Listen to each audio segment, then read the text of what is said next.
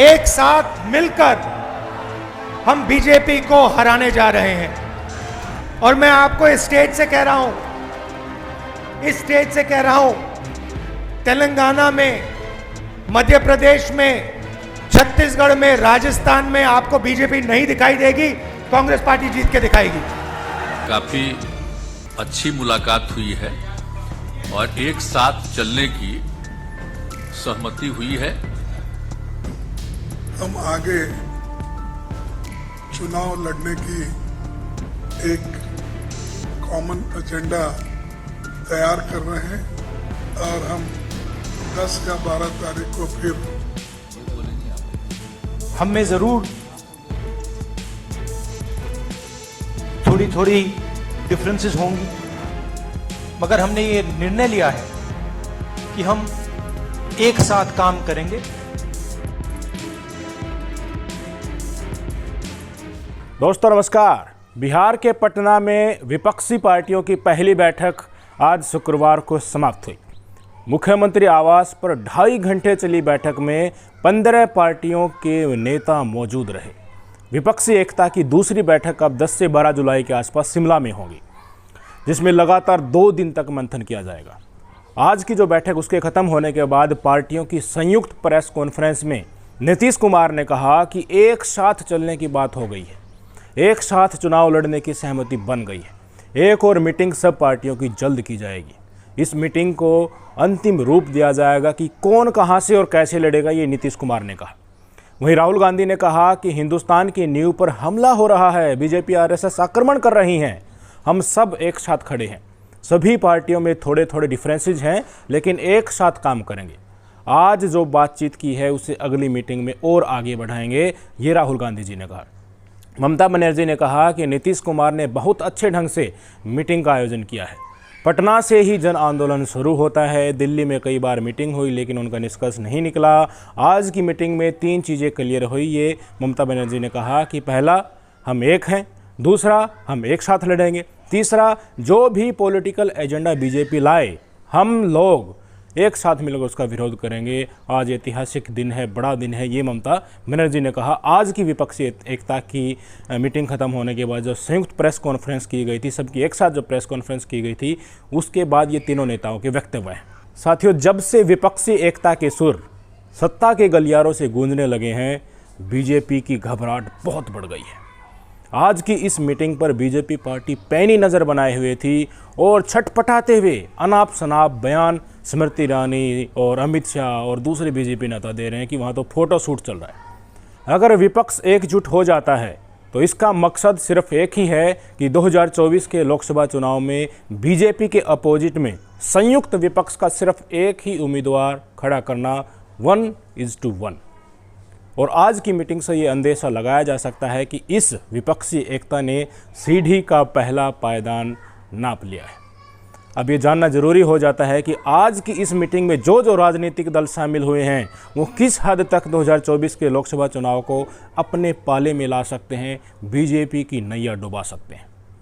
साथियों, आज की इस मीटिंग में 15 विपक्षी पार्टियों के नेताओं ने हिस्सा लिया। सबसे बड़ी विपक्षी पार्टी कांग्रेस की जो है, लोकसभा में मौजूदा समय में 52 सीटें हैं 2019 के चुनाव वाली।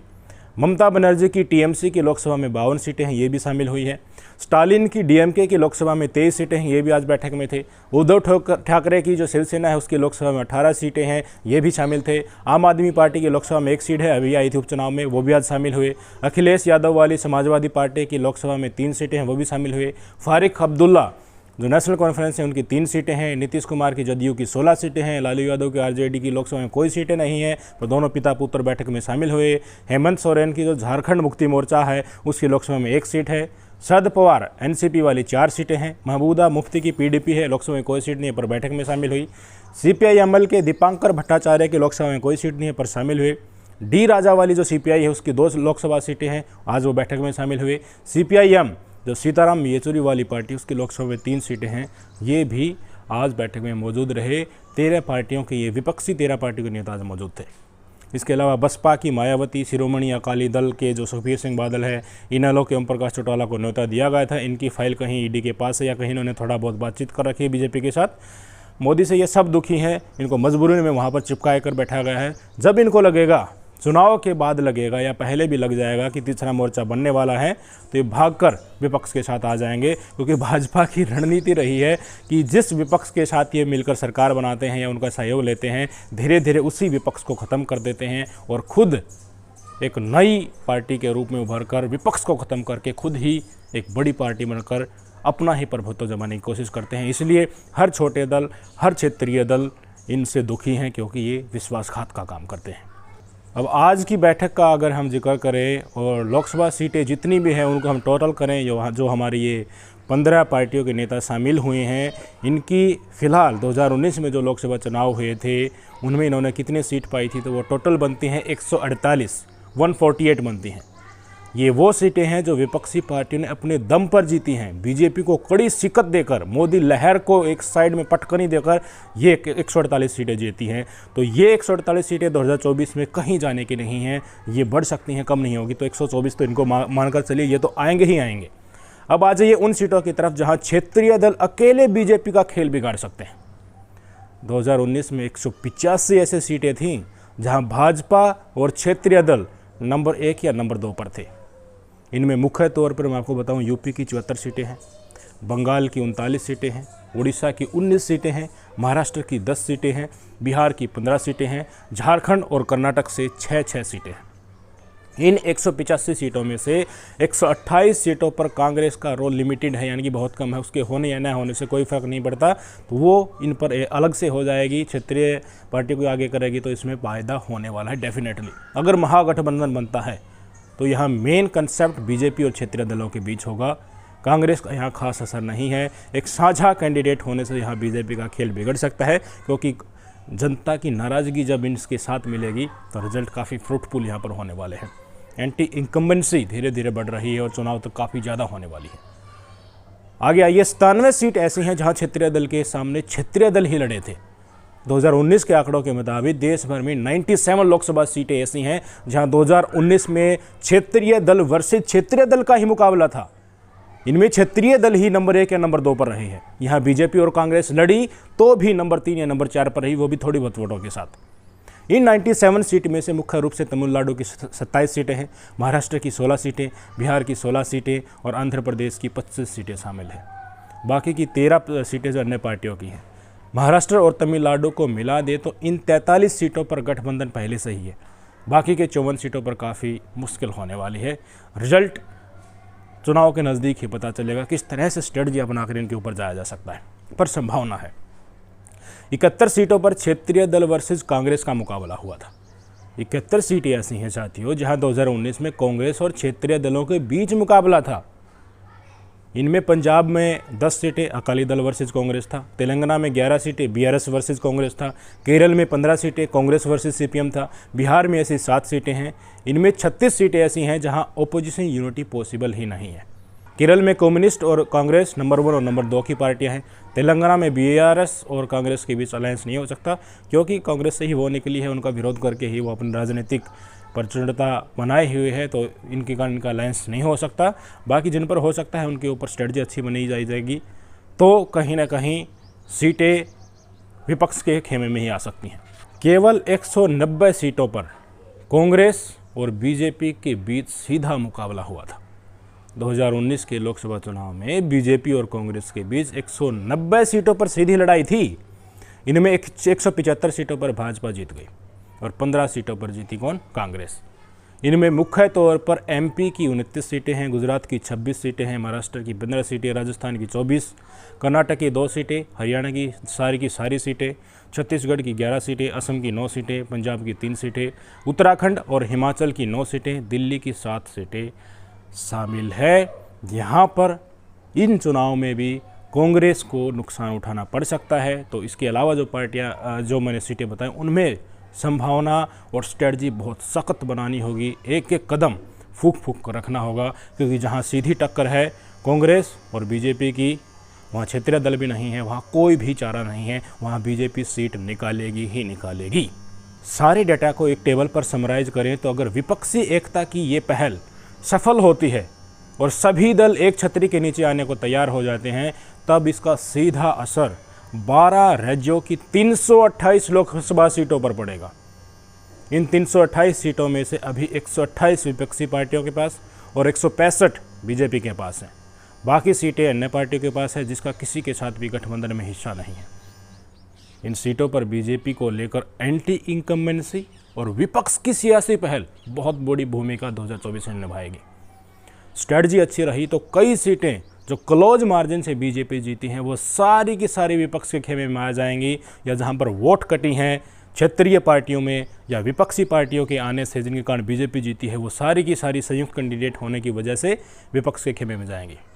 अब उन विपक्षी पार्टियों पर गौर कर लीजिए जो किसी भी मजबूरी के चलते सार्वजनिक तौर पर विपक्षी एकता में शामिल नहीं हो रहे। तीसरे मोर्चे की सरकार बनी तो संभावना पक्की है कि ये लौट आएंगे।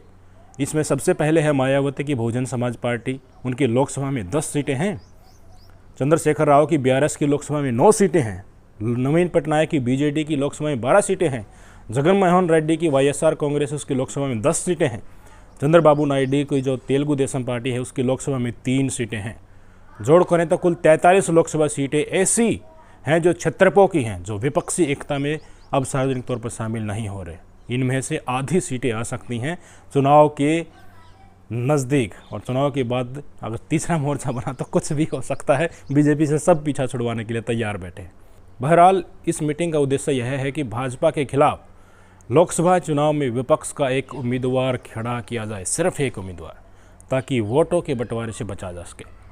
अगर यह संभव हो पाता है तो विपक्ष के लिए यह बहुत बड़ी बात होगी और भाजपा के लिए बहुत बड़ी दुविधा स्पष्ट है। ये विपक्ष का एक साझा प्रत्याशी खड़ा करने के पीछे का ये सीधा सा गणित है जो बीजेपी की सारी चाणक्यगिरी निकाल कर रोड पर फेंक देगा।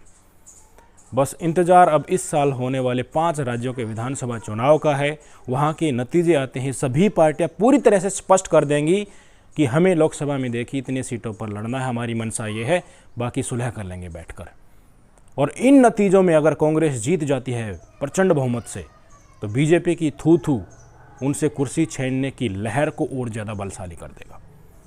अब आने वाले समय में बीजेपी पूरी कोशिश करेगी कि विपक्ष को बदनाम करने के लिए कुछ भी वो करे। चुनाव को मोदी वर्सेस राहुल करने की कोशिश करेंगे। चुनाव के लिए खुद को हिंदुओं का सरगना और पूरे विपक्ष को हिंदू विरोधी बताएगी। विपक्ष को एकता के साथ साथ ये भी ध्यान देना है कि 2024 का लोकसभा चुनाव मोदी वर्सेस राहुल न हो, क्योंकि राहुल का भविष्य निश्चित नहीं है।